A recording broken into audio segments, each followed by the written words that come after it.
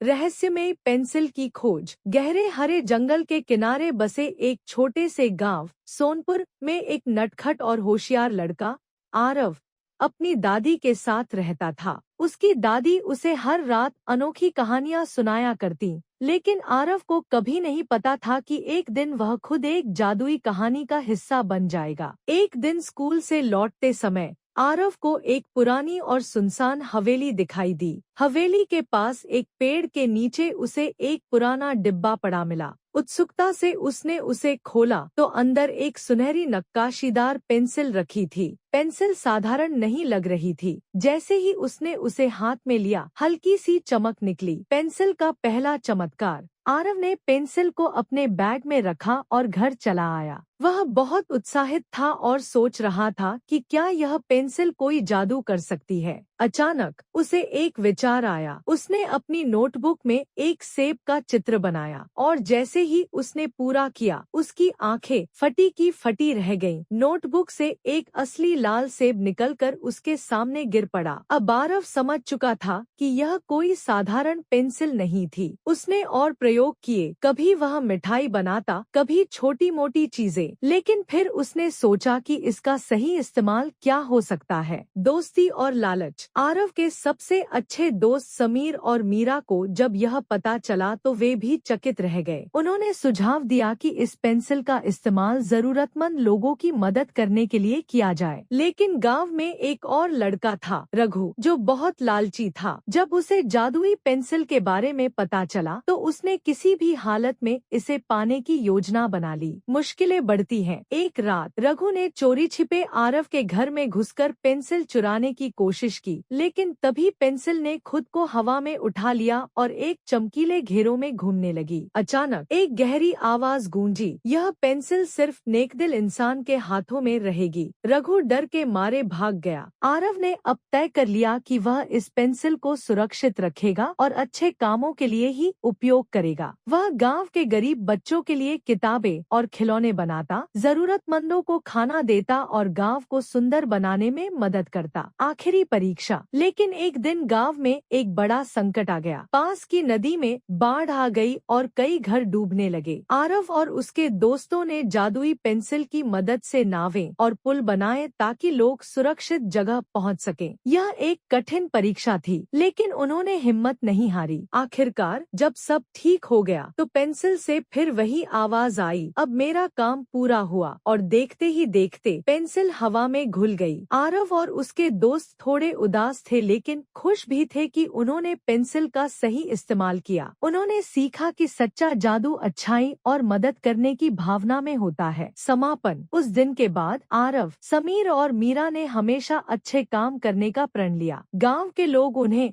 और भी ज्यादा प्यार करने लगे और इस तरह जादुई पेंसिल की कहानी सिर्फ एक कहानी नहीं, बल्कि प्रेरणा बन गई। समाप्त।